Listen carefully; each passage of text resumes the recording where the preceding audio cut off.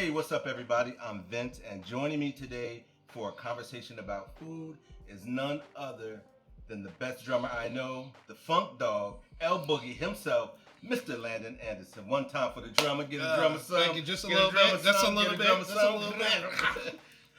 So today we're going to be talking all things music while we're having a nice lunch. Actually, we're going to make our lunch, so we're going to have a little chicken parmesan, which is kind of pre-prep, but we're going to show you guys our fresh pasta recipe.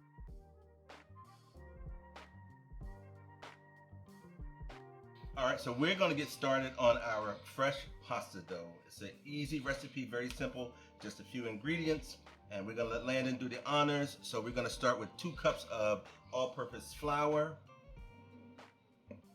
Oh no, it's already pre-measured. Oh, my So you fault. can dump the whole thing on there. Right, there you go. Not that part. Keep it going. I messed up. Dump the whole bowl. Oh, Landon. Come on, Landon. Boom. There you got it.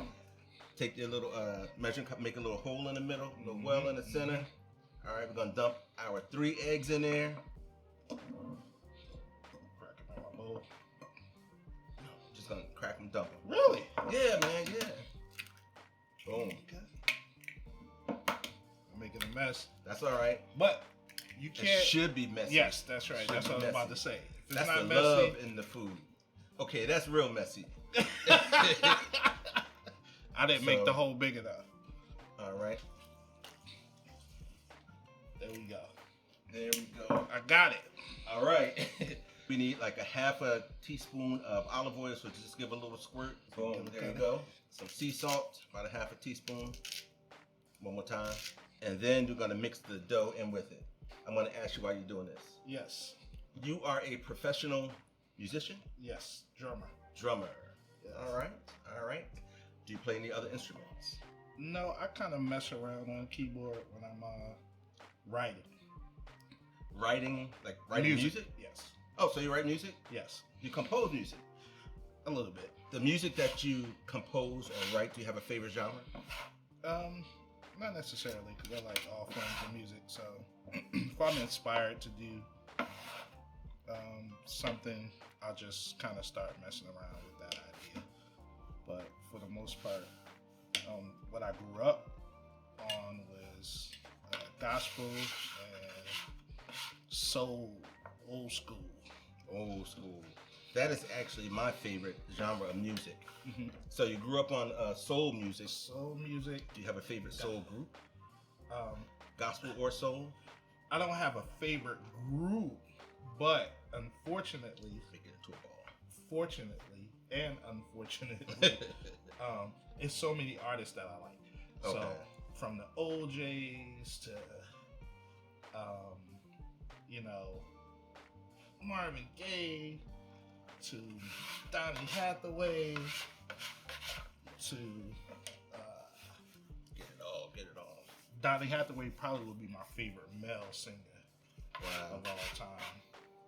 That would be my number 2. Okay. My favorite singer is Stevie Wonder. Oh yeah.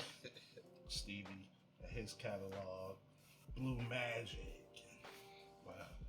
So let me ask you this. So Stevie Wonder, Donny Hathaway, all those artists, they were like singers. Yes. Not so much performers, but singers. Yes. Do you think there's a difference between today's artists and performers, or like say an R&B singer versus an R&B artist? Yes. Okay. I think the difference is both Donny Hathaway and Stevie Wonder were musicians. Okay. And it showed in their approach Okay, to the music. to music. Okay. So being able to write for yourself and play, Okay. I think it's totally different. Like example, like Babyface. Okay. You know what I'm saying? Yeah. You could tell with him when he writes and composes. It's just a different musical experience. But there's some good artists that still, Do you like any artists that are out today? You don't have to say who they are, but are there? Do you? Yeah, I respect what they bring and what they give, because music, you can't put it in a box, so it changes. Circle. Um, Yeah, you can't put. Yeah, music is definitely changing. So over the years. although some things might not be for me per se, but I'll still respect the music. So as it relates to that, as a musician, if there's music that you go, I'm not really feeling that, can you still play it? Yes. I would if I have to learn it, or if I got called for that particular artist or something. Yeah, I would just at that point it's work. Okay. So which is you take your than... feelings out of it and your emotions, and you go keep your lights on. How's that feel? It's feeling solid. Okay, let's check it out. Oh yeah, we're nice and soft. We're kind of silky. So we are gonna. Oh yeah, it's all incorporated. So we're gonna wrap this up and put it in the fridge and prepare to cut it. You need to cut it. Something that goes like that. But they didn't pay us, so I'm not gonna use that. I have musician hands, not cooking hands, obviously. Since you're a musician, do you have a favorite tool of your trade? Like, do you have a favorite drum set? Like for me, I got a gift of a Victoria knife. Victoria Knox knife set. I need to get the whole set, but I only have one. But it's my favorite knife right now. So it's funny that you asked. So I have multiple drum sets, right?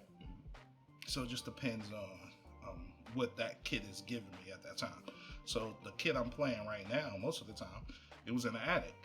Pulled it out, dusted it off, put some heads on it, and it just starts speaking to me in a different kind of way. And so now that's the kit that I've been playing the most. Okay.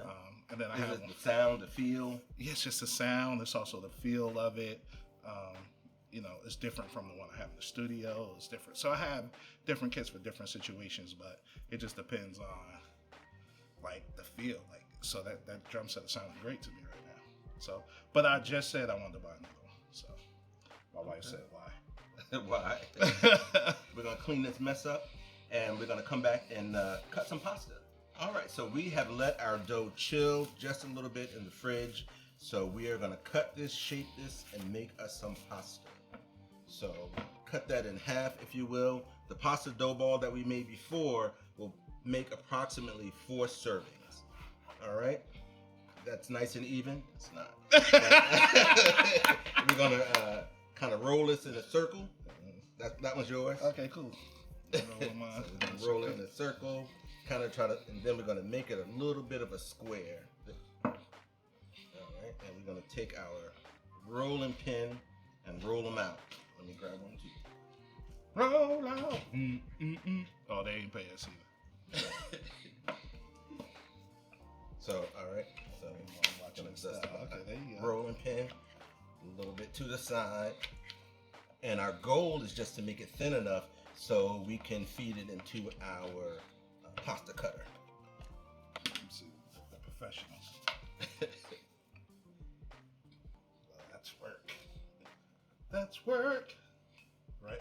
That's work. Okay. Try not to pinch the ends. Give it a turn. That's work. All right. And keep it kind of like a rectangle. Musicians, we see things through another lens sometimes. Nice and easy. So it's going to fall down.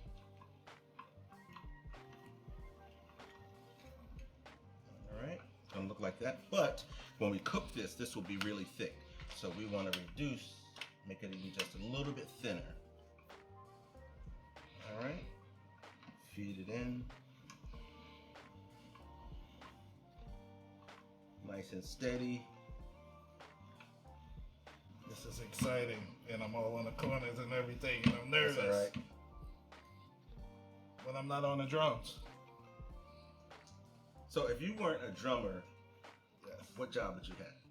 Wow, that's a great question. What job would you like to do if you weren't a drummer? You know, so it's gonna sound weird, but I probably would be a mortician. Mortician? Yeah. As like funeral home, funeral director type? Yes. Wow. Yeah, I probably would be a mortician. What is it about that appeals to you? So both what I do and what that does, being a service to people, I like the service industry in that way, and helping families. But it's also art to that type of work. So I probably would have went to school for that. Sweet. Wow. Yeah. If I wasn't doing what I'm doing, I don't know what I would do. I would want to be a pilot, actually. Oh yeah. Yes, our pasta's holy, but that's okay. Yes. All right. Holy. We got soul.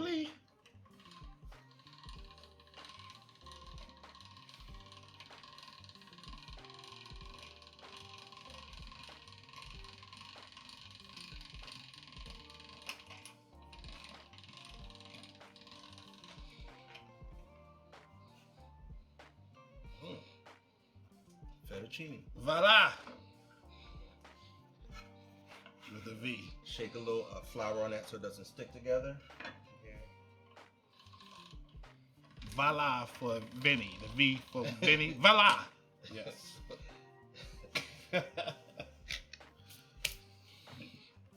Now, since we made fresh pasta, believe it or not, it really cooks really fast. It cooks 3 to 5 minutes. It's not like dry pasta. So we're gonna drop it in. Gonna get our water going to a boil in a couple seconds, and we're gonna drop that in, cook our pasta, and we will be right back and get our stuff on the plate. Cook up this pasta like such. Just cut it up real good. Make sure it's nice and al dente. Drain it a little bit. Nice and smooth transfer. Here we go. In 3, 2, smooth.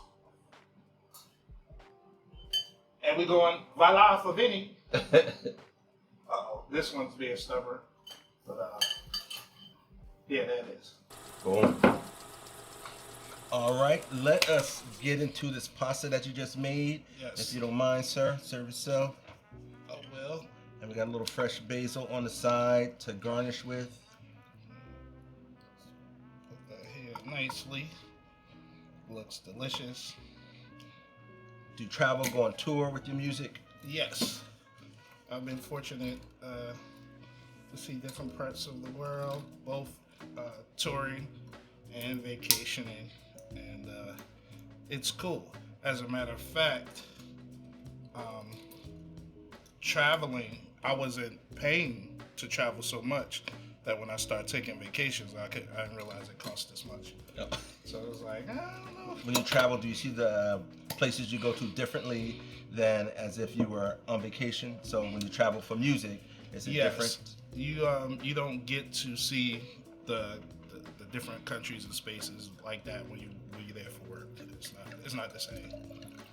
But you still get to appreciate some of the accoutrements of these different areas in the country. So it's cool. What's your favorite place you've been to traveling with music? With music. Great question. How about I narrow it down to maybe one of the biggest crowds other than TV that I played in front of was I was played at the Washington Monument. Wow, what was the event? I can't remember what it was, but it was like 50,000 people out there. Wow, it was amazing. Can't remember what the event was. Wow. But I enjoyed it. That was big. Do you get nervous playing? Like I did a one city, one event, one song tour. Mm-hmm. Yes, I remember. And man, I was nervous.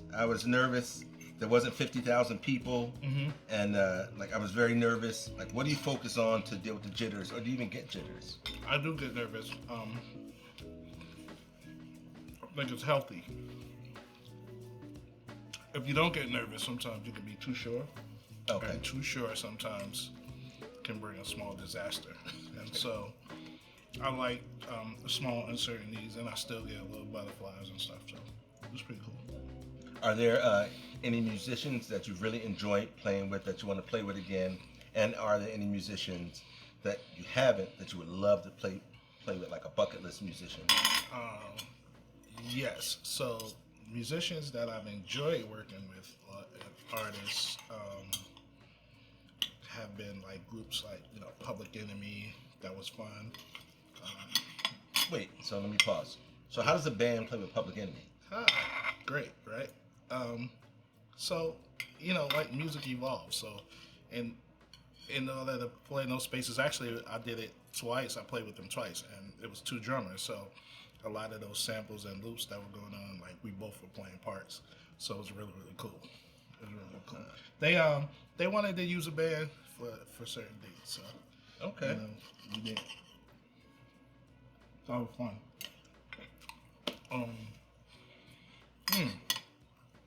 Artists that I would like to work with. It's funny because a lot of artists I know that I like, I've had the chance of meeting those people. But I would love to work with Quincy Jones. Is he still doing music? Yeah, I'm sure. Okay. I'm sure. I mean, it's in him. Yeah. Okay. So he's involved in music in all kinds of ways. As a matter of fact, it's a documentary. He still was in studios and producing and writing stuff. So that would be an honor. With somebody like him, would you want to do something? Would you want to have him produce something you've done, or you just be on something that he's producing, something that he's working on? Either or. Either or. Just to get a call and be like, "Hey man, I want you to come play on this." I like your style. Or that kind of thing. That would be amazing. Are you working on any of your own music? I started. Then I had a little bit of producer's remorse. When you listen to the stuff over and over, you sometimes don't like it. So, but I have a couple pieces that I started working on, and I'm feeling motivated to start up again. So we'll see. Were you the producer or someone else? Well, I was the producer, but I brought in musicians and was like, hey, let's just throw these ideas down. Okay. So it was that kind of vibe. Okay. So we all did it together. For me, as somebody who cooks, usually when I make a dish, if I ask my family, how does this taste? And they go, it's great. And I'm like, it's not, this is missing. They're like, what are you talking about? It's good. Mm-hmm. Do you experience that, like the perfectionism when trying to make your own music? Absolutely. So what do you do? I let a few people hear it, and I'm like, give me your honest, what are you thinking? And it works out. I don't always do that. They give me their honest opinion, and I'll just make it again anyway and see if it's any different, and then it's still the same. And right. Yeah. But I still didn't put out the music though. Do you plan on putting it out? Do you want to put it out? I think so. More, not to like get a Grammy or anything like that, but more for, just a bucket list thing. But I have been on projects that were nominated for Grammys 2 times. Wow, what were they? One was a guy, jazz artist named Alex Lattimore. Okay. And the more recent one was a young lady. She's neo soul jazz. Her name is Shantae Can. Oh, so got to see her. Very good. Very good. We didn't win, but just to be nominated was awesome. So when the artist is nominated for the Grammy, since you're on the project, you get nominated? You get a Grammy. Well, yeah. You have to pay for the Grammy. You get the certificate. Statue's like $3,000. Wow. Okay. So it's one of the ins and outs, but it's cool though. That's cool. It's always cool that acknowledgement from your peers, because I was on the Grammy committee, as a matter of fact, here in Atlanta, and for many years I voted, so I would get the ballot and vote. So it's more of your peers who kind of vote for that. So what's your process for learning like new music or creating new music for yourself? Learning, I have to get my track and ride. Creating, I have to be motivated. It could be anything.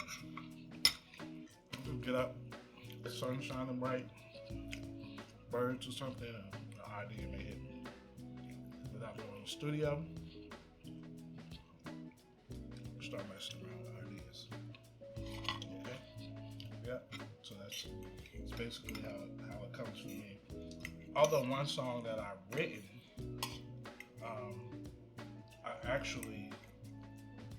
I got the verse in a dream, and I woke up and wrote the verse and sang the verse. It was like, that's it. But Do you sing? You whistle pretty good. Do you sing? Yeah, I can whistle, but no, I can't sing. I can hold a note to get an idea across if I'm working with an artist. I can do that in the right key. Okay. When you work with artists, do you have input?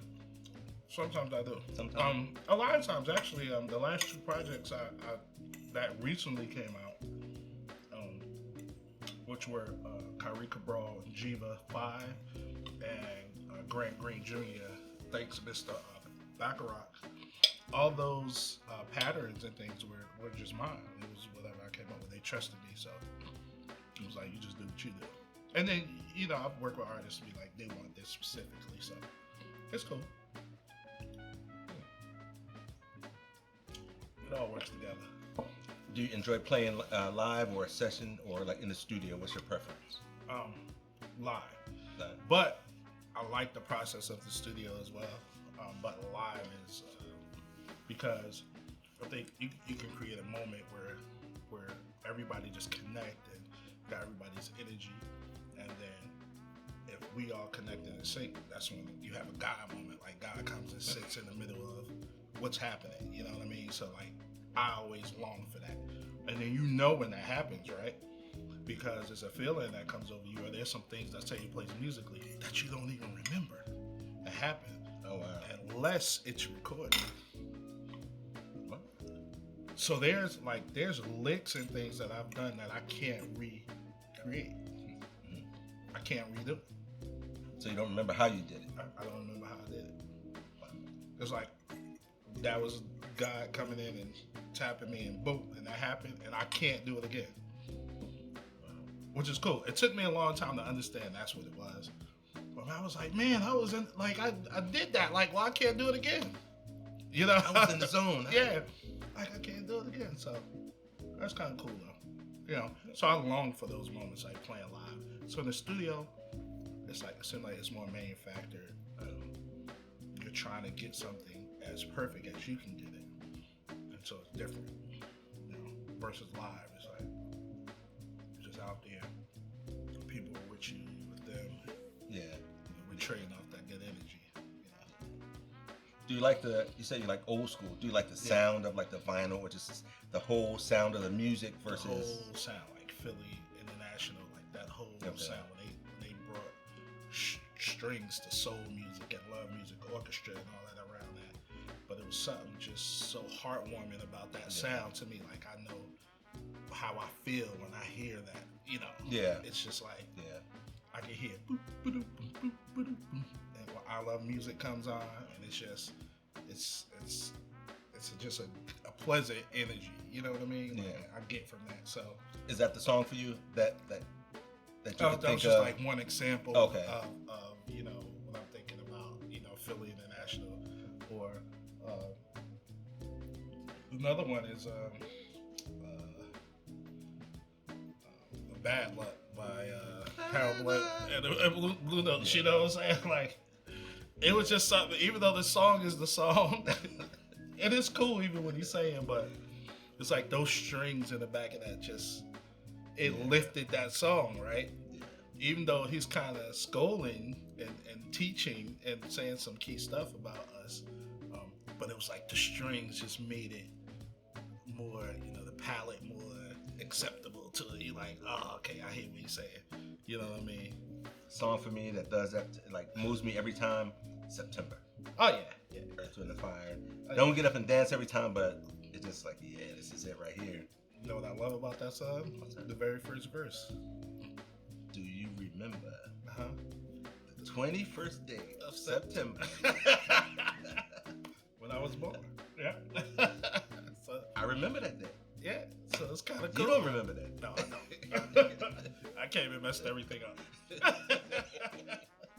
But But yeah, I was like that. Like it is stuff like that. Like I can't ever lose that nostalgia. I had a conversation with my wife and my dad. We were talking about that, about how sometimes we lose.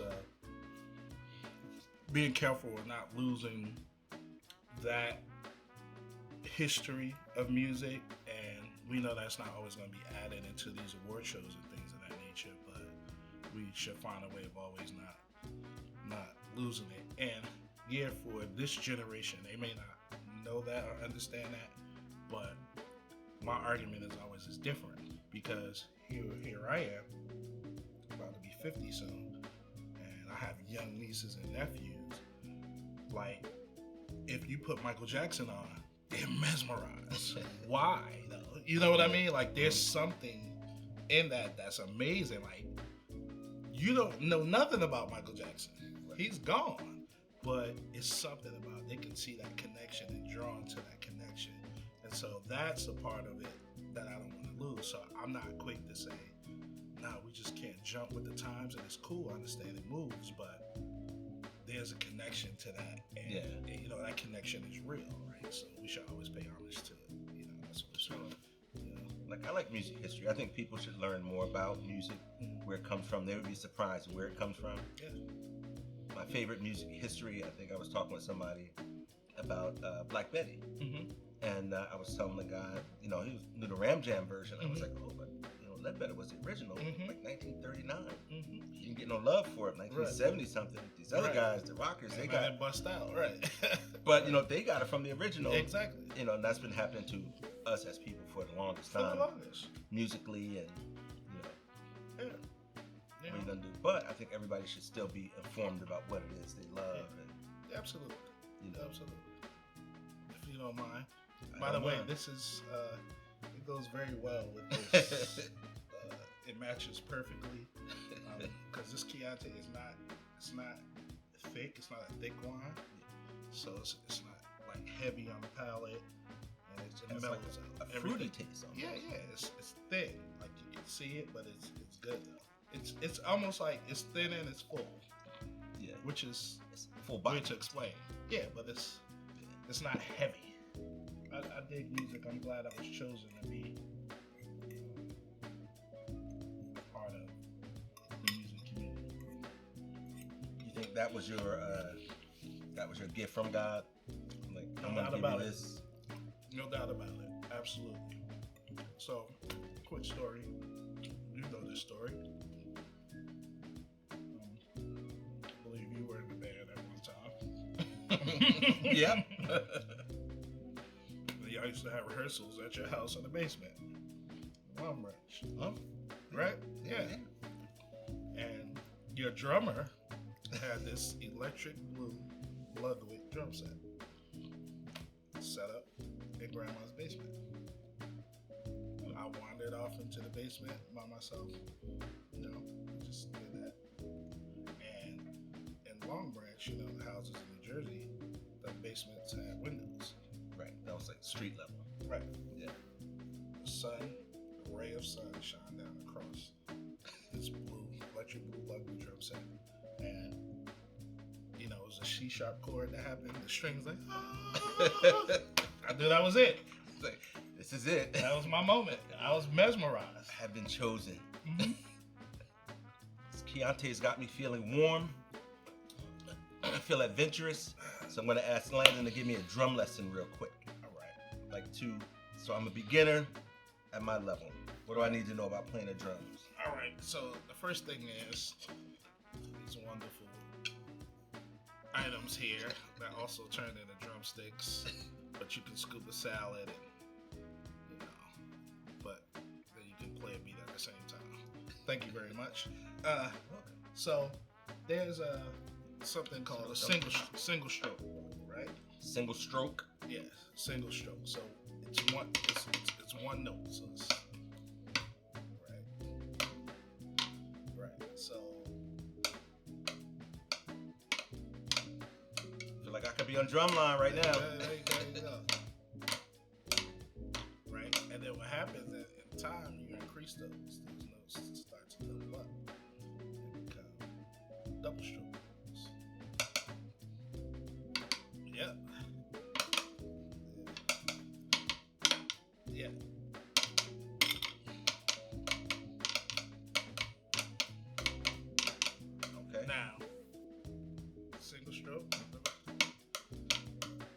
speed single stroke sounds like this. I'm pretending like I'm doing it. Right? You was almost double stroke. Okay. Right? And with speed, a double stroke roll sounds like this. which is So am I holding the sticks too tight? It depends. So it's in a wrist. So some people, this is called a match grip, right? And this is called an orthodox. But I got spoons, so I can't do that. So it's called. This is an orthodox grip. And this is a match grip. So we were just using a match grip. Okay. Right. So yeah,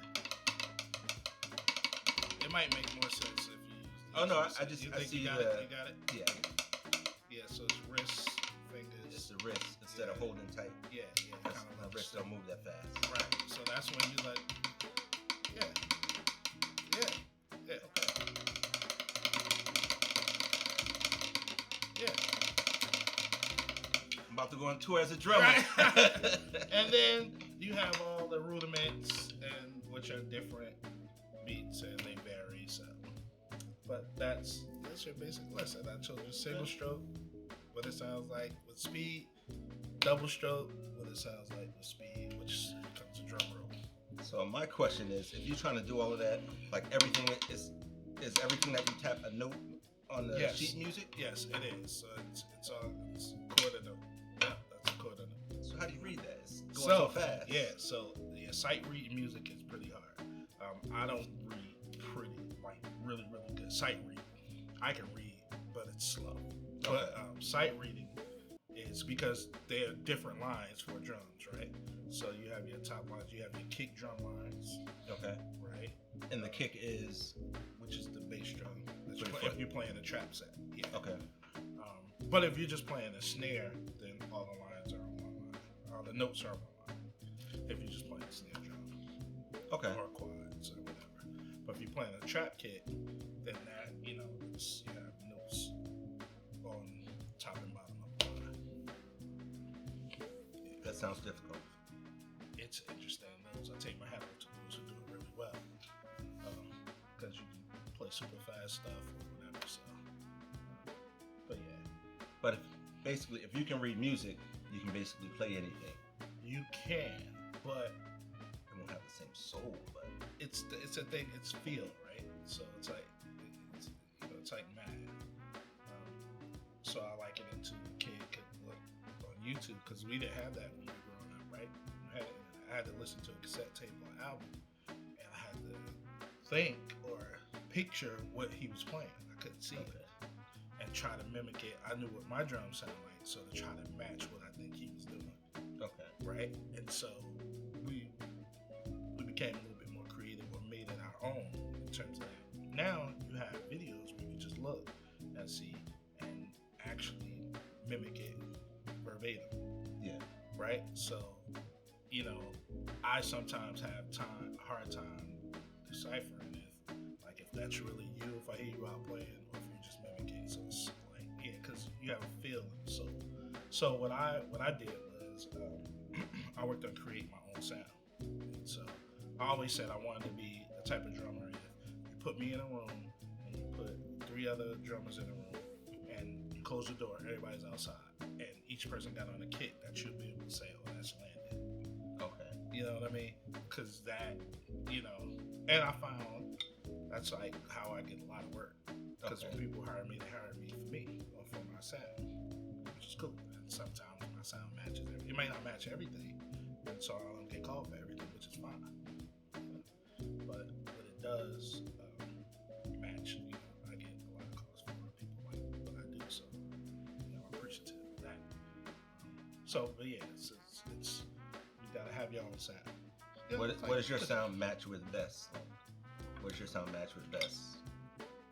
It's hard to say because I can play pretty much everything. Yeah. And I know what those things require. Like I just did a straight ahead gig like 3 weeks ago. I'm not a straight ahead jazz drummer, but I understand the concept of straight ahead and how I should tune my drums and what needs to be placed here and there. So, but I don't feel I do it well. person who I played for felt like I did it well, so that's what they did. So it's like, you can do this, you can do that. So it's cool, but I take my hat off to guys who are like, that's their lane. You know, it's But like jazz is like improv, so it's not totally improv, but it's a lot of it in there. And yeah, it's a lot of it you get to be improv, you in the mix of it all. You get to be you, but it's just some stuff, it's some language in there that just happens, and cats know what that is when you're that drummer. But for me, I would say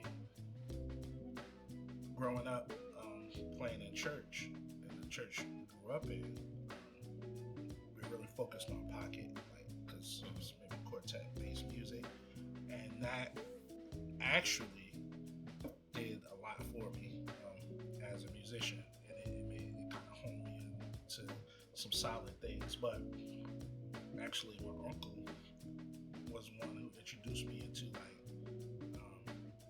different forms of music, which was your great brother, the great Daryl Williams.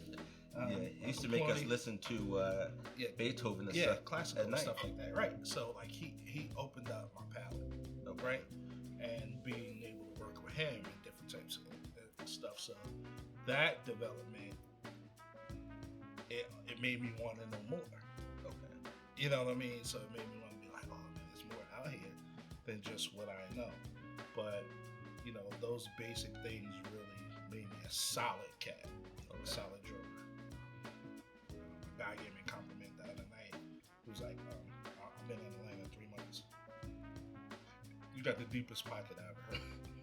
So I was like, man, I appreciate that. That's cool. You know what I'm saying? And that he played with a lot of drummers since he been here, but for him to say that, so it's cool. So I base it on that.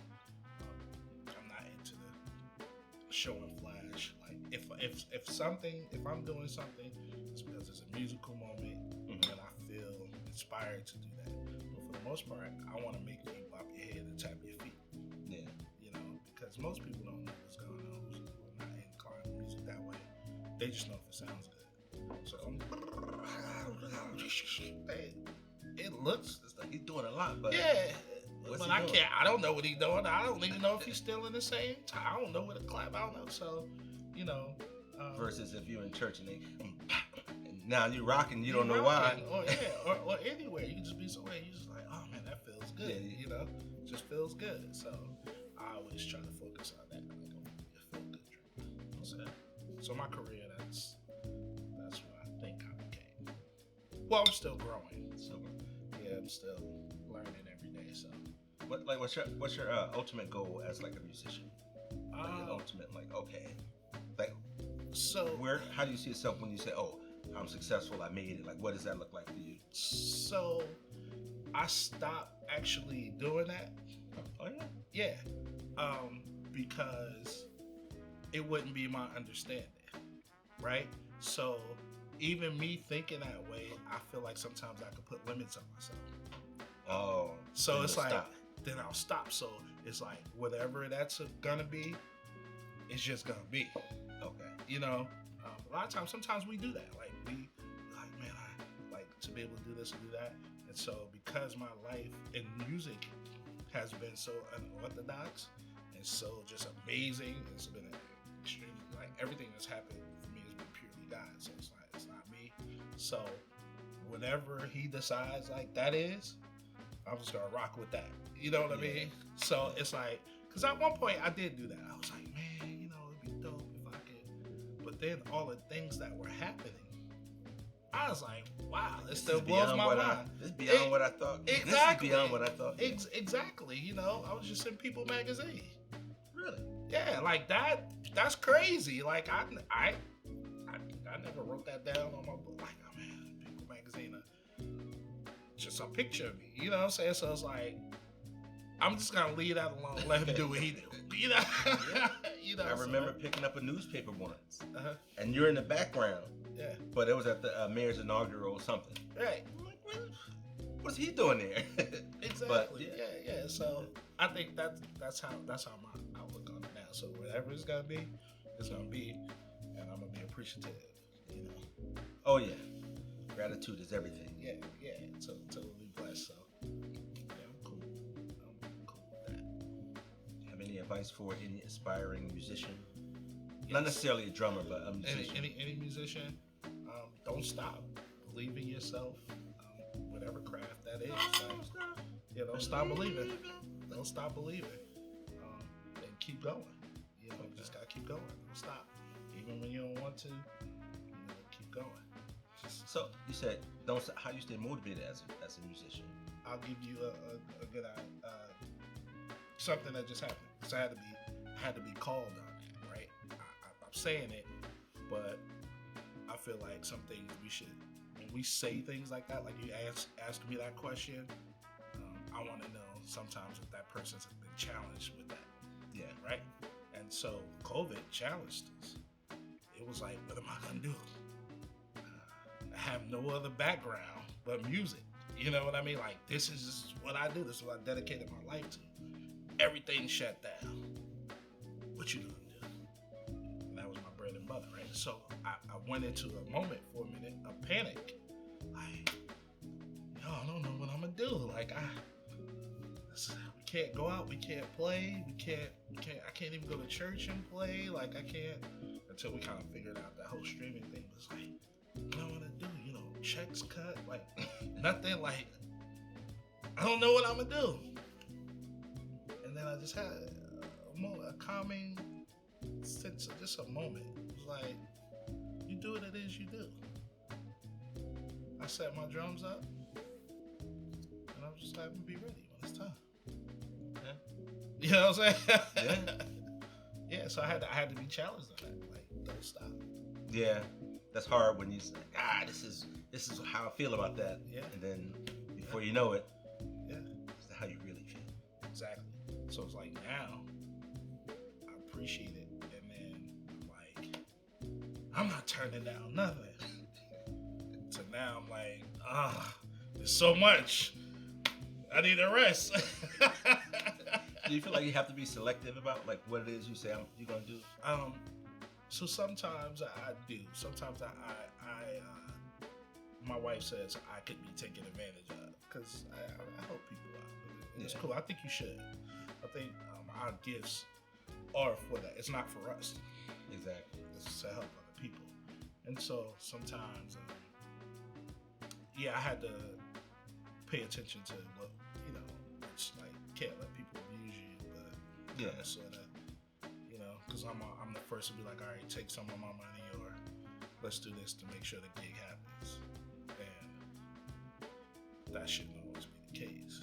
But I explained to her one of the reasons why I do that, or I've done that in the past, is because I live the life of a millionaire without $1 million. I wake up every morning and I do what I want, not what I have to. And so a lot of people can say that at my age. I can't say that. Yeah. So, I mean, I drive when I want to drive. Lights on, live well. Look at me, I'm eating. I'm missing my meals. Yeah. So it's like, I always try to, give back in the sense of, that's where I need to show my gratitude for being in the position that I'm in. Not to my detriment. I can't be stupid, but sometimes that's the case. It's just what it's got to be. Yeah, I think people aren't grateful for some stuff that they have, and then it gets taken away. Yeah. Then that's when they learn to appreciate it once it's gone. Absolutely. So sometimes you gotta give it away for free. Give it away. Yeah. You'll get it back. Yeah, you'll get it back. Like, not when you're even thinking about it. And so, as soon as that happened, during the pandemic, opportunity came up, some other things came up, and I actually had more money than I would have had I been working, which was crazy. So, I mean, it worked itself out in that sense. Built my studio. Have to come play. Yeah, you should. And it was like, that was one of the things I beat myself up too about, during that time, people still was doing music, right? But they were doing it from home. Okay. And so a lot of people call, man, can you record from home? Can you record from home? And I wasn't set up to record from home. Which I was like, man, so I wasn't gonna miss the opportunity again. So I made sure I had what I need so I could be ready for whatever. You know what I mean? So, yeah. This guy I know, he told me that once. Yes, hip hops. There's no such thing as luck. It's being prepared for the opportunities. Yeah, absolutely. That's how we have to be. Yeah. You know. How long you been playing? Like, how long you really been playing? Like, music. Out as a professional, I did my first recording at 12, which was maybe I was 11. Not even 10. First recording? Yes, album. It was a record called "The Gospel According to Fellowship." Okay. Yeah, and that was the first recording I did, and then I went on to do some other recordings with my uncle. Wow. But that was like my first. The Gospel According to Fellowship. Yeah. Fellowship Missionary Baptist Church, 83 Elizabeth Avenue, Newark, New Jersey. 07108. 07108. Yeah. Brick City. 242. I know the number. But yeah, so yeah, that was my first. So I've been playing probably 30 years. Yeah. Wow. Or more. Actually, more than 30 years. Wow, think about it. 40 years. Yeah. More like 40 years. Wow. Yeah, more like 40 years. So, wow. It's been great. Back then, who did you admire? Did you admire people as a drummer, or you just like, I see them, but I'm trying to do this right here? Yeah. So there were two drummers that I saw weekly. Which one guy was Kenny McCall Jr. and JJ Spoonie Jordan. Rest in peace. Yeah, so those were drummers that I saw weekly, and I began to like mime what they were doing, just in the air. You know, it all just came together. Wow. And we got an opportunity to play. Rodney Jackson, family member, bass player, got an opportunity to play, and I remember the first Sunday we played. Mm-hmm. It was like, "You ready?" I was like, "You ready?" And that was cool. So for me, it's been uphill. Everything's been cool. Okay. So yeah, so 40 years. Wow. You being from Jersey? Yes, from Newark, New Jersey, born and raised. What's your favorite Jersey food? Oh man, I like Italian cheeseburgers, Italian hot dogs, pizza, White Castle, and then my favorite Portuguese restaurant, Spanish restaurant. It's called Four Noses of Spain. It's on Ferry Street. That's your favorite? It's my favorite. It's my favorite place to go dine. And I get the seafood paella. Oh yeah. But I had that in actually I had that in Barcelona. Is it different? It's different. Yeah. Yes. Because they don't use the saffron. Yeah. So the color is even different. It's different. And they probably use a different rice. Yeah. So it's a dark dish. Yeah. It's not a bright yellow dish. But it was amazing. It was amazing. That little sakura, whatever they call it, crispy rice on the bottom. Yes. Oh, Yeah. I like that. So yeah, I was able to have that authentically in Spain. That was cool. That was real cool. So yeah. But I still like it in Jersey though. I still like it in Jersey. But yeah, my favorite Jersey food is actually Italian hot dogs. Yeah. And one of those Portuguese restaurants down Pepe. I like their garlic shrimp. And Yeah. rice. Oh yeah. I like that. Yeah. It's good eating. Good eating, nice and full. Yeah. Good flavor. Not expensive at the time. Yeah. At Now the they time. hit you in the head, but Right. that's inflation. Yeah. And then their sangria is cool. You know, you can. One of the first places I ever been to, you can get your sangria to go. They do that. Yeah. With the fruit, everything. Yeah. Just put it in a to-go container and let you take it. If you don't finish it, You or don't you can finish order it? it to go. Yeah. What? Yeah. I'm gonna have to check that out. I'm gonna have to check that out. Yeah. It's a great restaurant. Okay. Yeah. So we are we are about done with this conversation. And so I'm gonna thank Landon for coming to hang out with me Thank you and for talk having about me. music. Yes, sir. Yes, sir. Like I said, he's the best drummer that I know. Some people would argue, but I don't know them, so it doesn't matter. But yeah, thanks for hanging out with me, Landon. I appreciate it. As always, my goal is to share good food with some good people while having some good conversation. So hope you guys enjoy this, and we'll see you next time.